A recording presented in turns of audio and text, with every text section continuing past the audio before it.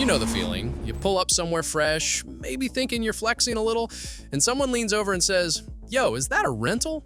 Instant buzzkill. Let's face it, some cars just have that rental energy. Not because they're bad cars, but because they've been overused, stripped of personality, or just scream airport lot special. Today, we're breaking down the top 10 cars that scream rental in 2025. The ones that kill your flex the second you're seen in them. Some might surprise you.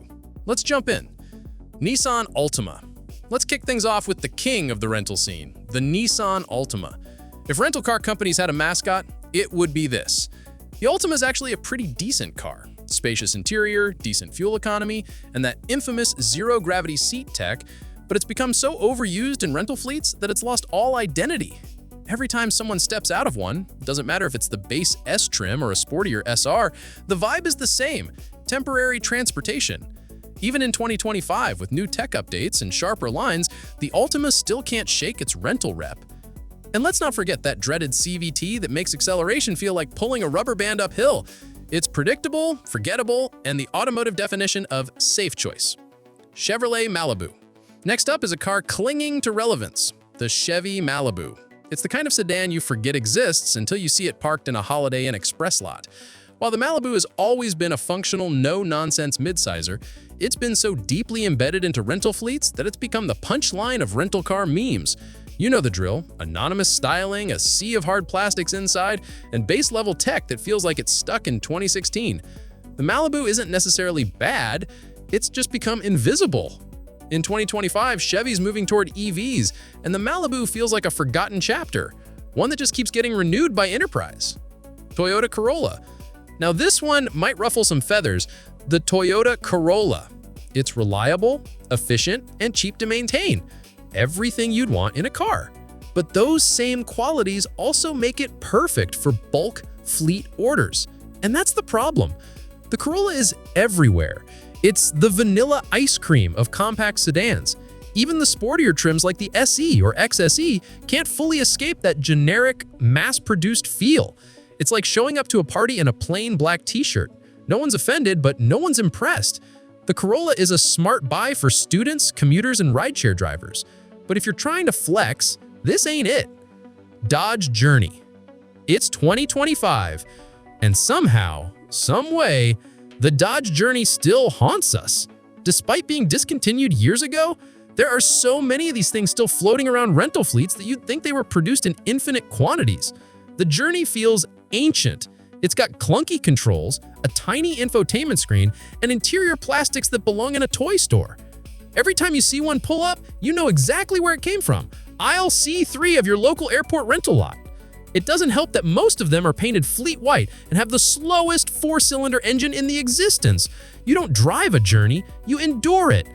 Ford EcoSport.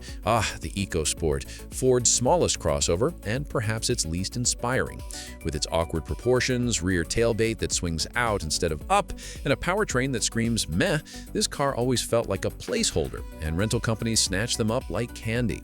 In 2025, most EcoSports still feel and drive like they were built to be disposable. Even fully loaded trims fail to escape the impression that this was never your first choice. It's a car that looks like a crossover, but drives like a shrug. Kia Forte. Kia's been crushing it lately, except when it comes to the Forte.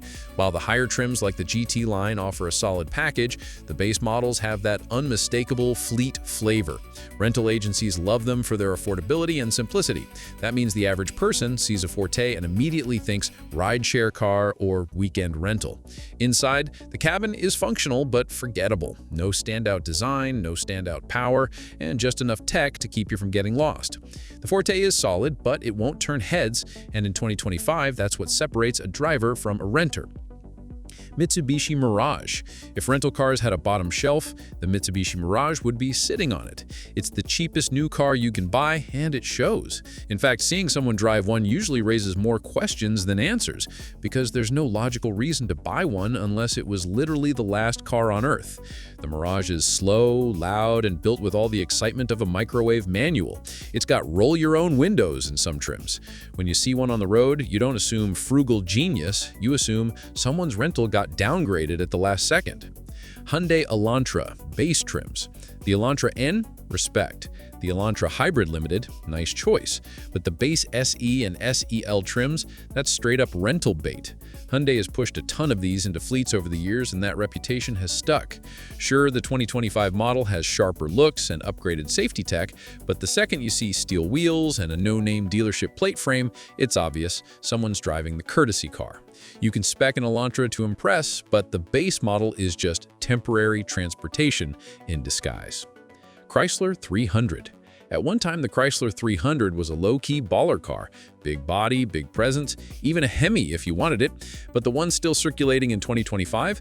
Mostly rental-grade leftovers. You'll spot them in fleet black with the cheapest alloy wheels and a suspension that's long past its prime.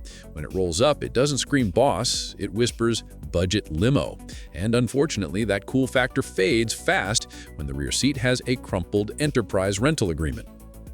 Jeep Compass. The Jeep badge might give off rugged vibes, but the Compass has always been more mall than mountain. It's the Jeep you get when you want the name but can't justify the Wrangler or Grand Cherokee, and rental companies love it for that exact reason. In 2025, the Compass is still underwhelming. It's not especially powerful, roomy, or efficient, but it looks enough like a real Jeep to pass, just not to anyone who knows better. Drive one, and people aren't thinking trail-ready, they're thinking someone's on a business trip. There you have it, 10 cars that can absolutely ruin your automotive flex. Again, none of these are terrible cars. Most are affordable, practical, and reliable.